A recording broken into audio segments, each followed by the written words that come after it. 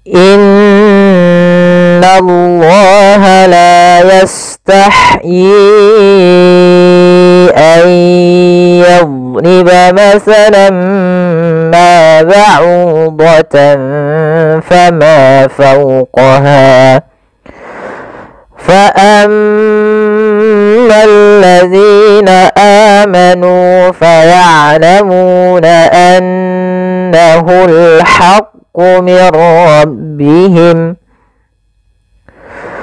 وأما الذين كفروا فيقولون ماذا أراد الله بهذا مثلا يضل به كثيرا ويهدي به كثيرا وما يضل به إلا الفاسقين.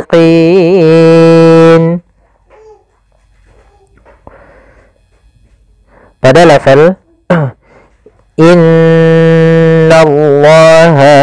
di sini ada bacaan kita namakan dengan bacaan gunnah pada lafal nun yang berharakat tasydid.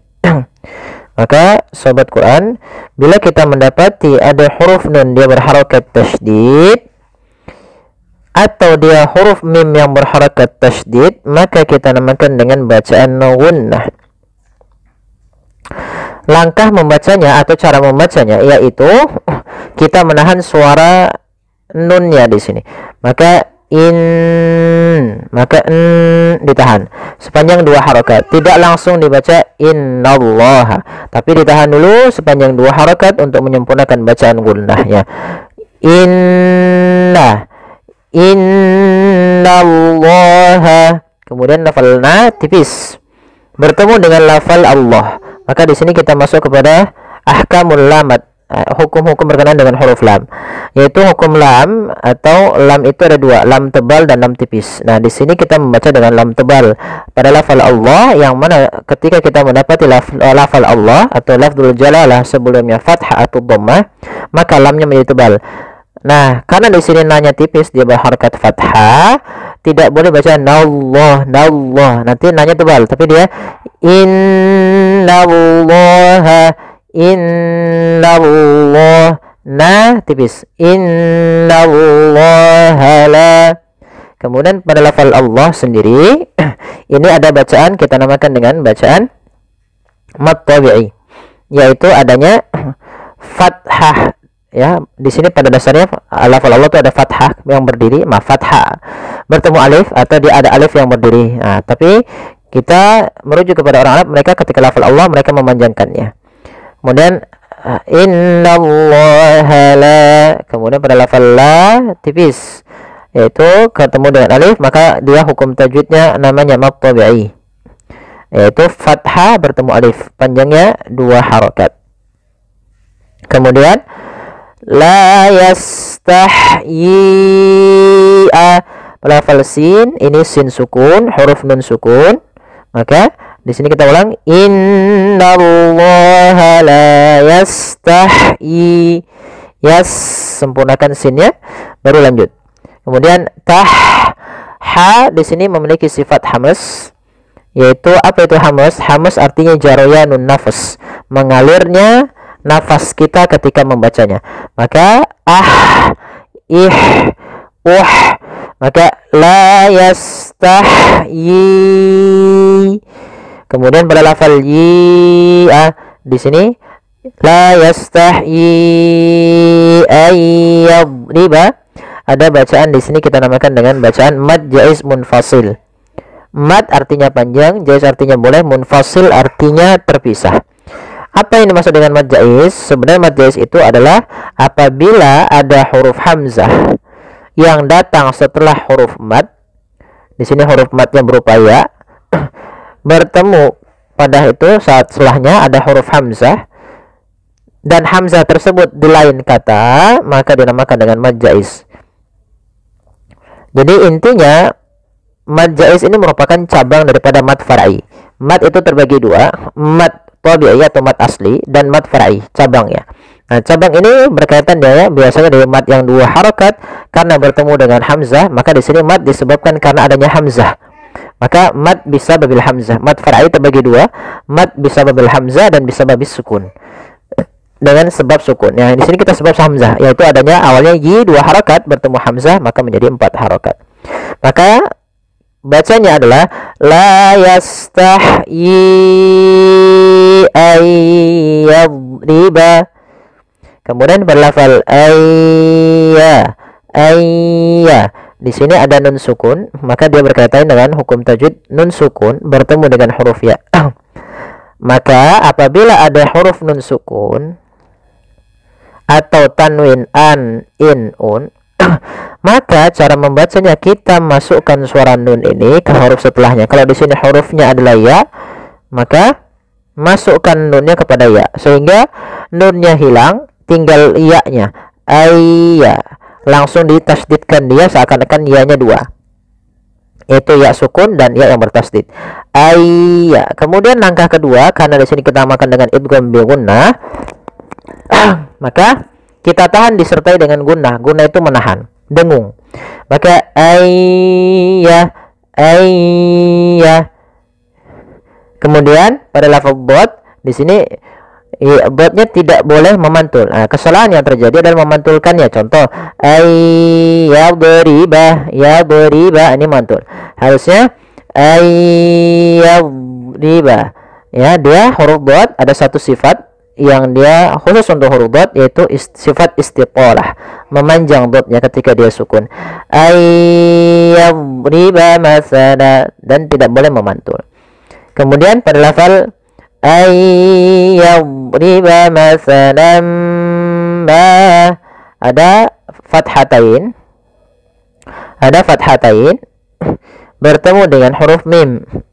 Maka apabila ada fathatain an, in, un atau nun sukun bertemu mim, ini awalnya masalan kita baca dengan lan. Karena bertemu mim, tanwinnya masuk kepada huruf mim, tinggallah bunyi suara huruf min.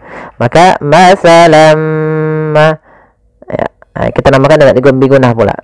Ya, kemudian caranya adalah kita tahan dulu mimnya. Masalam ma. Kemudian pada lafal ma ada mad tabi'i. Ada mad tabi'i, yaitu fathah bertemu dengan alif, panjangnya 2 harakat. Kemudian ba'udatan fama. Maka di sini au ada dhammah di lafal au bertemu waw. Ini kita namakan dengan mad tabi'i pula, yaitu panjangnya 2 harakat. Kemudian pada lafal ba'udatan fama ada fathatain bertemu dengan fa. Ini berarti berkaitan masih dengan hukum nun sukun dan tanwin. Yaitu apabila ada fathatain, kasrotain atau dia tanwin istilahnya bertemu dengan huruf fa, maka ini kita namakan dengan bacaan ikhfa. Cara membacanya adalah menyamarkan suara tanwinnya kepada huruf fa. Ikhfa menurut para ulama definisinya adalah membaca di antara izhar dan idgham. Kalau izhar itu jelas suara tanwinnya an, in, un. Kalau ban, bin, nah, gitu. Tapi kalau idgham misalkan tanwinnya hilang, masuk kepada huruf setelahnya, maka contohnya masalam, hilang tanwinnya. Sedangkan ikhfa masih menyisakan ya antara bunyi nunnya, tapi disamarkan kepada makhraj huruf setelahnya. Maka ba'udatan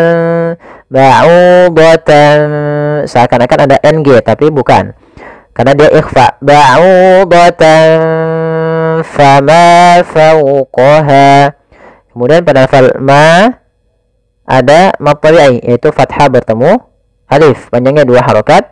Fau, di sini ada bacaan lin, yaitu adanya fathah bertemu dengan huruf waw, maka dia dibaca dengan lembut. Fawqaha. Kemudian kita wakaf pada huruf yang di sini ada tanda wakaf, yaitu berupa huruf jim. Pada lafal ha sendiri, ini ha besar, adanya mad tabi'i, yaitu fathah bertemu dengan alif. Baik, kita coba ulang secara utuh ayatnya. Ya. Innallaha la yastahyi an yadriba masalan ma ba'udah an yadriba masalan amma ba'udatan fama fawqaha. Ya, baik. Kemudian pada lafaz fa ammal ladzina amanu, di sini pada lafal fa amma, di sini ada bacaan gunnah, yaitu adanya huruf nun, ya maaf, ada hanya huruf mim yang berharokat tasydid. Maka apabila kita mendapati adanya mim berharokat tasydid atau nun berharokat tasydid, maka ini kita namakan dengan bacaan gunnah. Cara membacanya yaitu kita tahan surah nya. Fa amma baru dibaca. Kemudian fa ammal ladzina, di sini ada alif lam, yaitu kita namakan dengan alif lam syamsiyah, yaitu alif lam yang ditulis tapi tidak dibaca, sehingga ini langsung ke huruf lam yang ketiga. Ya, al ketemu lam, maka bergabung menjadi lam yang ditasydidkan. Maka fa ammal ladzina. Kemudian di sini pada lafal zina, hati-hati dalam melafalkan huruf zal, jangan sampai terbaca dengan huruf zai. Ini yang sering terjadi kesalahan adalah mengganti dengan huruf zainya. Hati-hati. Agar sempurna dari makhraj dan sifatnya adalah ujung lidah kita tempelkan dengan gigi seri atas, agak kita keluarkan sedikit sehingga berbunyi zi. Maka fa ammal ladzina zina. Kemudian pelafal zi sendiri ini ada mad tabi'i ditandai dengan harokat kasrah pada huruf zal bertemu dengan huruf ya setelahnya yang disukunkan. Maka apabila ada kasrah bertemu ya sukun, kita namakan dengan mad tabi'i, panjangnya 2 harokat. Kemudian pada lafal amanu ada bacaan mad badal pada lafal amanu. Apa itu mad badal? Mad badal adalah mad yang terjadi apabila ada huruf hamzah bertemu dengan huruf mad setelahnya. Nah, karena di sini huruf madnya itu berupa alif dan sebelumnya fathah, ini maka mad badal dengan huruf alif. Nanti ada dengan waw atau dengan huruf ya. Maka panjang untuk mad badal sendiri 2 harakat sebagaimana mad tabi'i. Kemudian manu amanu pada lafal nu ada mad tabi'i yaitu dhammah bertemu waw, yang dimana di sini dipanjangkan 2 harakat. Untuk alif yang ditandai di sini di warna abu-abu, alifnya dianggap tidak dibaca. Kemudian faya'lamuna annahul haqqu mir rabbihim. Kemudian faya'lamuna annahul haqqu, sifat ain, sifat bainiyah, ya, yaitu di antara bacaan atau sifat syiddah dan sifat rokhawah. Syiddah itu dia tertahannya suara, rokhawah mengalir suara. Maka ain jangan terlalu dialirkan suaranya tapi tidak juga ditahan. Maka faya'lamuna, seperti itu. Kemudian pada lafal muna ada mad tabi'i yaitu dhammah bertemu waw, panjangnya 2 harakat.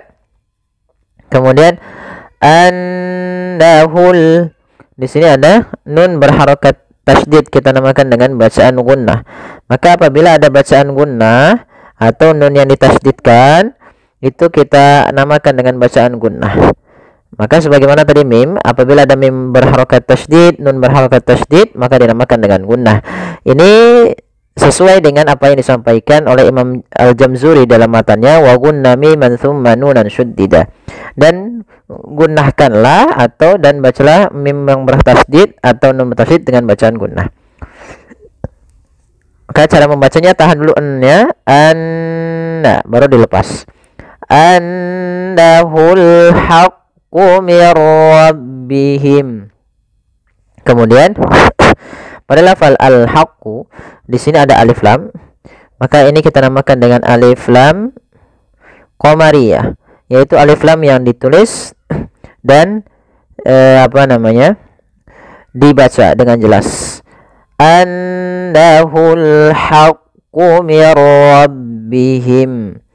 Ya, kemudian di sini kita Al-haqqu, ha kecil dibaca dengan ha, alirkan nafas. Kemudian mir rabbihim. Di sini kami lupa menulisnya, yaitu di sini ada bacaan namanya idgham bila gunnah, yaitu terjadinya ketika ada nun mati atau tanwin bertemu dengan huruf ra. Cara membacanya, masukkan nunnya kepada huruf ra sehingga suara nunnya hilang, langsung terbaca dengan jelas suara ra-nya. Mirra. Karena dia bila gunnah tanpa disertai dengan gunnah, maka dia tidak boleh ditahan. Mirrabbihim, enggak, tapi langsung saja. Mirrabbihim. Seperti itu. Kemudian bila kita lanjut kepada ayat selanjutnya, misalnya annahul haqqu mir rabbihim wa ammal ladzi. Maka di sini mimnya menjadi bacaan idhar syafawi. Apabila kita wakaf, maka kita selesai. Tapi ketika kita bersambung, maka di sini ada bacaan idhar syafawi, yaitu membacanya suara mimnya harus dibaca dengan jelas. Kapan terjadinya idhar syafawi? Yaitu apabila ada huruf mim mati bertemu dengan seluruh huruf hijaiyah kecuali mim dan ba, maka dia dinamakan dengan idhar syafawi. Kita lanjutkan. Wa ammal ladzina kafaru fayaquluna madza arada Allahu bihadza masala. Kita berhenti karena di sini ada tanda waqaf berupa huruf mim. Maka perhatikan di sini wa amma, kembali lagi ada bacaan gunnah, yaitu ketika huruf mim berharokat tasydid maka dibaca dengan bacaan gunnah. Cara membacanya suara ya ditahan 2 harokat. Wa amma. Kemudian wa ammal ladzina, sama seperti di atas, yaitu di sini ada alif lam syamsiyah. Alif lam syamsiyah yaitu alif lam yang ditulis tapi tidak dibaca lamnya, sehingga langsung ke huruf lam yang kedua, yaitu karena dia alif lam bertemu dengan lam maka ditasydidkan di huruf lamnya. Kemudian pelafal alladzina, di sini zi hati-hati jangan dibaca dengan zai. Kemudian pelafal zi sendiri ada hukum tajwid berupa mad tabi'i, yaitu kasrah bertemu ya sukun, panjangnya 2 harokat. Kemudian kafaru ada dhammah bertemu waw, mad tabi'i. Alif ditandai dengan sifar mustadir di atasnya atau lingkaran kecil di atasnya, berarti alifnya dianggap tidak ada. Ditandai juga di sini warnanya abu-abu. Fayaquluna, pada lafal qu ada mad tabi'i yaitu dhammah bertemu waw. Luna, dhammah bertemu waw, mad tabi'i kembali. Kemudian maka harus panjangnya sama, ru, qulu sama. Kemudian ma, pada lafal ma sama. Di sini ada mad tabi'i yaitu adanya fathah bertemu dengan alif, panjangnya 2 harokat. Kemudian madza aradallahu, pada lafal dza, di sini ada bacaan mad jaiz munfasil, yaitu apa mad jaiz munfasil? Mad jaiz munfasil terjadi apabila ada huruf hamzah yang datang setelah huruf mad, kemudian ditandai biasanya dengan tanda seperti ini, seperti bendera kecil atau misalnya dia pedang. Ini menandakan dia panjangnya adalah 4 harokat atau 5 harokat. Maka mad jaiz munfasil dalam riwayat Imam Syatibi atau Imam Hafiz an Asim dalam jalurnya Imam Syatibi kita panjangkan 4 atau 5 harokat. Ada mengatakan 4 harokat, 5 harokat pun kuat. Maka kita panjangkan za-nya, hati-hati juga jangan terbaca dengan zai, tapi tetap za, yaitu ujung lidah menempel dengan gigi di atas. Madza arada, baru dibaca dengan panjangkan za-nya dulu 4 harokat, baru kita baca a-nya. Kemudian pelafal ra, di sini ada mad tabi'i, fathah bertemu alif, ra-nya dibaca dengan tebal karena ra berharokat fathah. Kemudian aradallahu, dallahu, aradallahu. Kemudian di sini lafal Allahnya tebal yaitu lafzul jalalah. Kemudian dia juga termasuk mad tabi'i, panjangnya 2 harokat. Kemudian bihadza, pada lafal ha ada fathah bertemu alif yaitu mad tabi'i, panjangnya 2 harokat. Kemudian dza, di sini juga mad tabi'i, fathah bertemu alif. Kemudian masalah, awalnya masalan, karena kita waqaf ini kita namakan dengan mad iwad. Kapan terjadi mad iwad? Apabila ada fathatain bertemu dengan alif di akhir bacaan, misalkan ada ban. Kemudian kita wakaf di akhir bacaan ban, maka kita bukan lagi bacaan masalan, tapi kita baca dengan ba panjang. Karena di sini kita namakan dengan mad iwad, yaitu kita menggantikan fathatainnya menjadi panjang sebagaimana mad tabi'i. Kita panjangkan pada lafal la 2 harokat. Maka kita coba ulang, lengkapi dari ayat awal dari fa'amal ladzi sampai masalah. Fa'ammal ladzina amanu faya'lamuna annahul haqqu min rabbihim wa ammal ladzina kafaru fayaquluna madza arada Allahu bihadza masala يضل به كثيرا ويهدي به كثيرا وما يضل به إلا الفاسقين. Pada lafal yudhillu, dha di sini huruf isti'la termasuk huruf tafkhim, maka dia tetap ditebalkan, bukan yudillu tapi yudillu. Kemudian lamnya tipis. Yudillu bihi katsira. Pada lafal hi di sini ada bacaan mad silah qasrah, yaitu apabila ada hak dhamir kemudian ya bertemu dengan setelahnya ada huruf ya yang disukunkan atau huruf waw. Nah, di sini ini berkaitan dengan hak dhamir. Apa itu hak dhamir? Hak yang menunjukkan kata ganti dia. Maka di sini kita panjangkan untuk mad silah qasirah sepanjang 2 harakat. Katsiran wa, hati-hati. Nah, kemudian di sini kembali ada lafal si. Di sini ada mad tabi'i. Mad tabi'i, yaitu adanya kasrah bertemu dengan huruf ya. Maka kita panjangkan lafal si 2 harakat. Hati-hati dalam melafalkan huruf si, karena di sini jangan dibaca kasiro. Sering terjadi kesalahan yaitu membacanya dengan kasiro, dengan sin. Padahal di sini adalah huruf sa. Untuk menyempurnakan makhraj daripada huruf sa, kita harus mengetahui posisinya dulu, tempat keluar hurufnya, yaitu ada di mana ujung lidah kita menempel dengan gigi sari atas. Kasi, sa, si, su. Nah, katsirawa. Kemudian di sini ada ron ketemu waw, maka di sini ada hukum tajwid idgham bi gunnah. Cara membacanya yaitu kita memasukkan tanwin ya kepada huruf waw. Ya, kemudian ditahan disertai dengan gunnah atau idgham ma'al gunnah. Idgham disertai dengan gunnah. Maka cara membacanya masukkan tanwin kepada huruf waw, maka dia langsung berbunyi waw.